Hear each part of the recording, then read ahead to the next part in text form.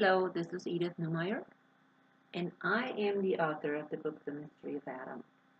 I will continue my section on marriage, and specifically the role of the husband and wife in marriage. Now, so far, I just kind of did an introduction to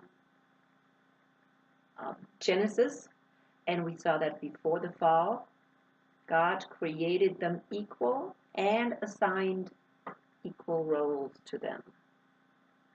So that's very, very important that we do understand that, and that the different roles or the distinct roles did not come about, the distinct roles that we are having nowadays in our marriages didn't come about until after the fall.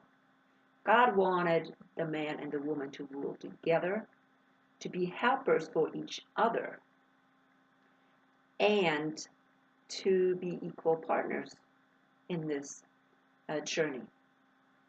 However, today we will see clearly that this intention of God changed.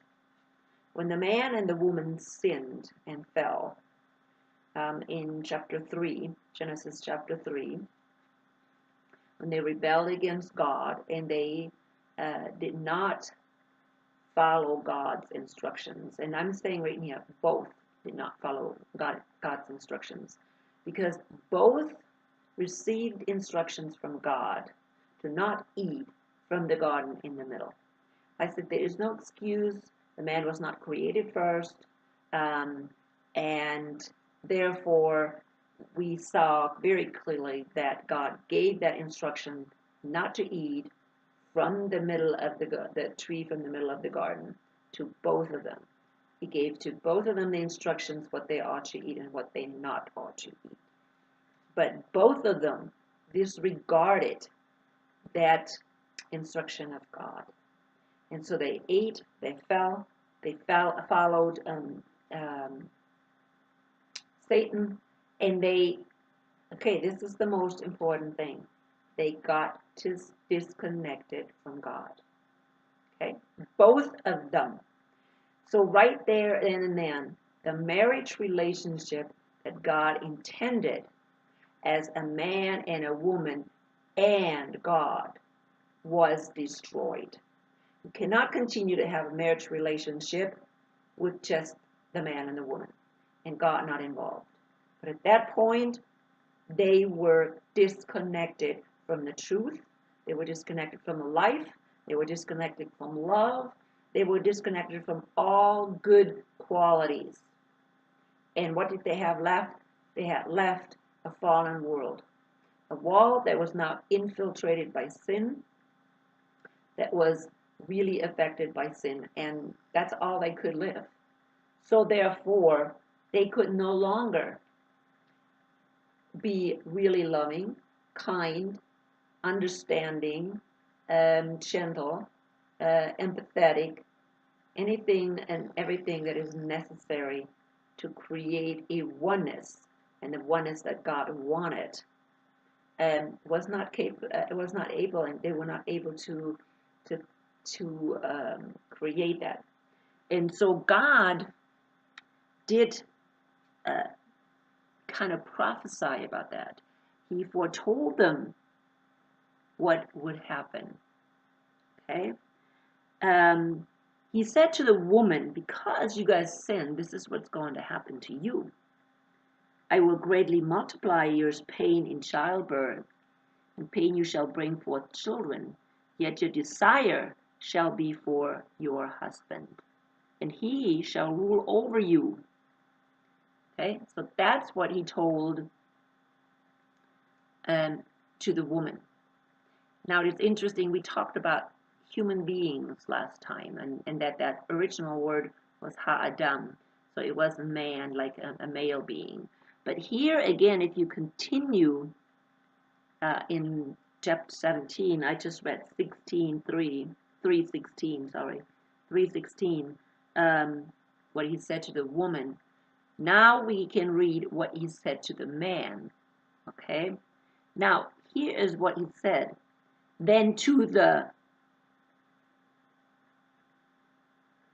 Adam, okay?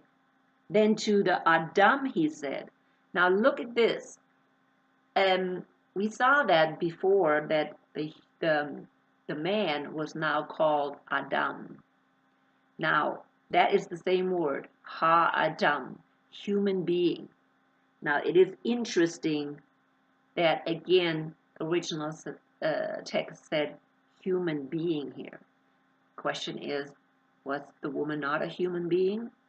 Well, we will see pretty soon that no, after the fall, the woman was not anymore a human being. And when we follow history, we will see that eventually, or actually pretty soon, the woman was not treated as a human being anymore.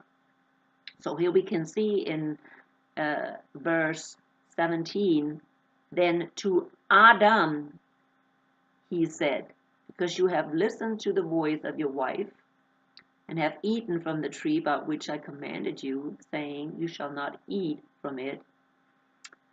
Cursed is the ground because of you. In toil you shall eat of it all the days of your life. Both thorns and thistles it shall grow for you. You shall eat the plants of the field. By the sweat of your face you shall eat bread till you return to the ground, because from it you were taken, for you are dust, and to dust you shall return. Now, you can see right there, that was the result of sin. Of course, he said that to the man, but does that mean the woman does not go back to the dust? Does that mean that the woman would not die? Does that mean that the woman's field would not be cursed? No. He just specifically said that to the man. It does not mean this didn't result in a dilemma for the woman. Okay, the woman also had a cursed ground, just as much as the man. But what he's saying here is because of the fall, this is what's going to happen. What is going to happen? Well, it's very simple. That the man and the woman are separated. They're separated from God. They're separated from each other. And they're not one anymore. They're not one anymore. Okay? We see right in the next chapter, in the next verse, in 20, now the man called the wife's name Eve, because she was the mother of all living. Okay? So we see right there, at that moment, when God told them what's going to happen, right there when they sinned, what does the man do? He takes that name for himself, keeps that name for himself, Adam, which means human being.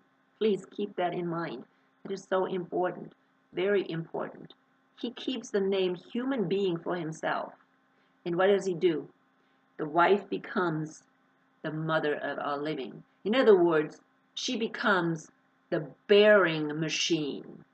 Okay? She becomes the person, or she becomes the person that bears now the children for the men. And we have seen that that's exactly in marriage why people get married. The man gets married because he needs somebody to bear his children. And he wants to make sure that this woman is bearing children from him and not another man. Okay, so therefore the arrangements that are made for the wedding is that the woman has to be a virgin.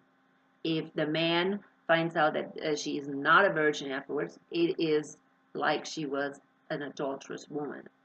So we have seen that. I have discussed that as well. So keep that in mind. This is all the result of sin. This is not the result of God's intention. God's intention is for human beings to be male and female. as we have read last time in Genesis 2. No, Genesis 1, sorry. But now we are seeing, oh, wait a minute, only the man is all of a sudden a human being. Now we see that all of a sudden his name Adam or Adam is kept for the man, for the male being. And we see right away is that, if the woman is not Adam anymore, what is she? So the man calls her Eve and takes the humanity away from her. And so what followed is now that the woman is stuck in childbearing and the man is using her, in a sense, for childbearing. And she now becomes subordinate to him. She becomes under him because in this male-dominated world, and it's not the male-dominated world, it is the sin-dominated world. In a sin-dominated world, the strongest survives. And no more do people have compassion for each other. The strongest will survive. And so therefore, the male is the one that will take over dominance because he is the strongest. He needs to make sure that the family, that the offspring is protected. And the wife is being protected because she is providing. She's the only one providing for an offspring. And so and I believe in Timothy where Paul says women are saved through childbearing. That is exactly what is very relevant. Women were saved, and not saved for eternal purpose, but saved, their lives were spared because they were the childbearer, because they were needed for that purpose. And so because of the sin, now God is disconnected from the human beings. As we look deeper into, go deeper into Genesis and further into history, we can see again that there are very few people that are actually following God. Very few people. And these few people live in a world, in a society that is worldly. And in that society, God does not intervene and tell them how they have to run marriage.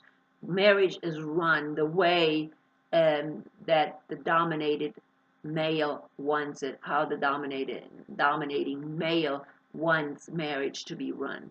If he wants to have a slave as a wife, that's exactly what he gets. Okay?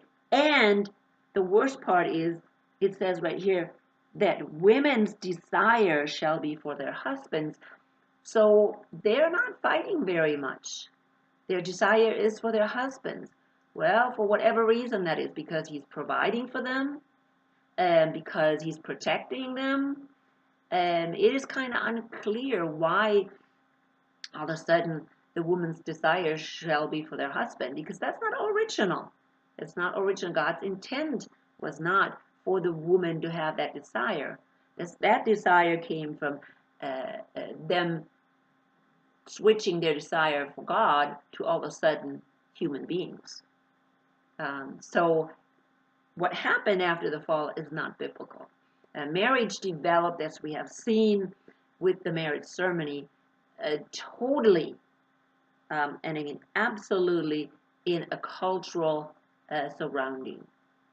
And it was nothing but a contract between either two people, usually the husband and the father of the wife, because the woman belonged to the father, and so he gave his daughter to this man for money, for whatever,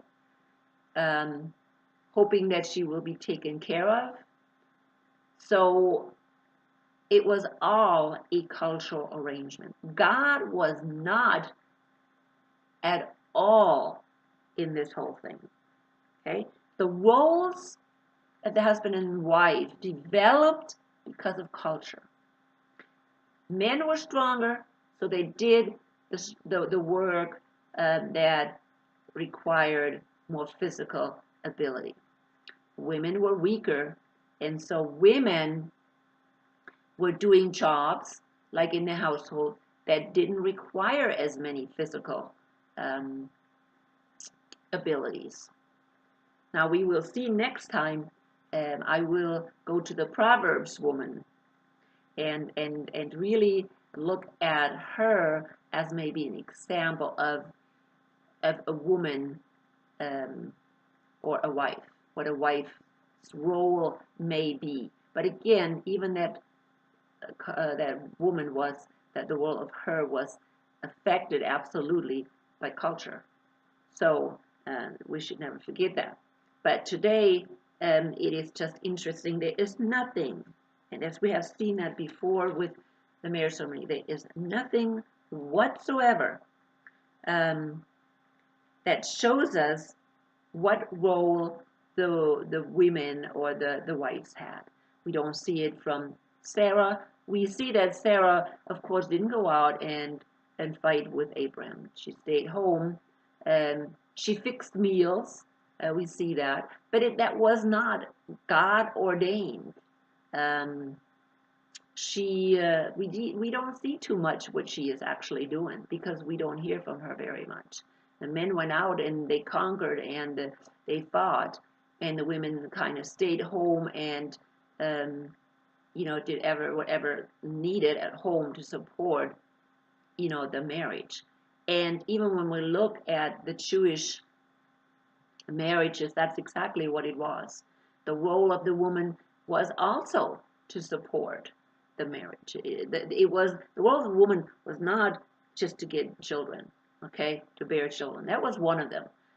Only the people higher up, the really rich people, could afford for women to have slaves and maidens and maids. The lower people couldn't afford that. The women had to do the chores. Period. That's just the way it was. Abram was a pretty rich man, and Sarah still had to do some of the chores. And she had Hagar was actually her maiden and her maid. So her servant in a sense. And so she did have help with those things. In those days, they had more things to do anyways. But these roles did not develop because God said so. In the beginning, God said something totally different. He said,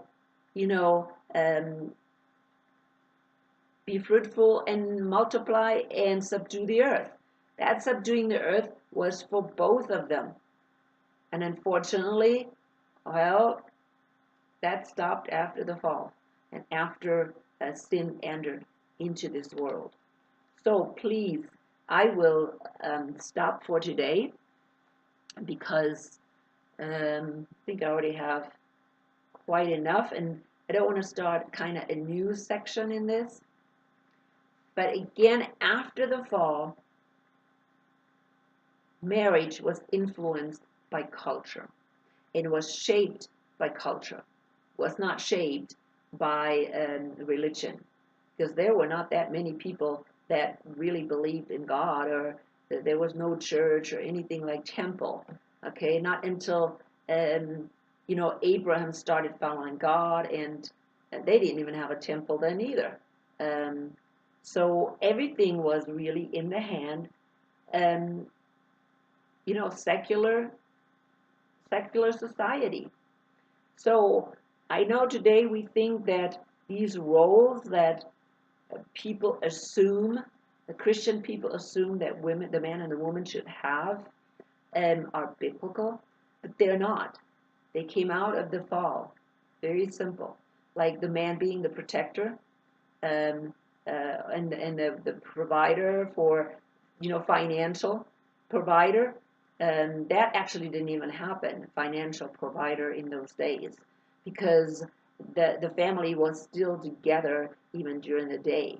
Okay, um, they may have been shepherds, where the shepherd went out in the field and came back in the evening, or but mostly the family was kind of together, and so even though maybe the jobs were divided, it was still, things were still pretty close together. It was not like a financial provider and um, you know the woman just doing the household chores. Household chores was not the only thing that the woman did. I mean, she also had to help with keeping track of maybe, the sheep or whatever. And so we will see next time exactly how the Jewish women, the ideal Jewish woman, was seen in Proverbs. So, anyways, today I'm going to finish up, and this is really an important section, just to realize that what we see from now on was affected by culture. Everything, everything was affected by culture. And so that's it for today. And do some research, do some of your own reading, to see if what I am saying is correct. Or if you need to correct me, please put it on the bottom in the comment sections, and I will address it. I mean, I welcome people to give me feedback, because I really need that feedback myself. All right, see you later.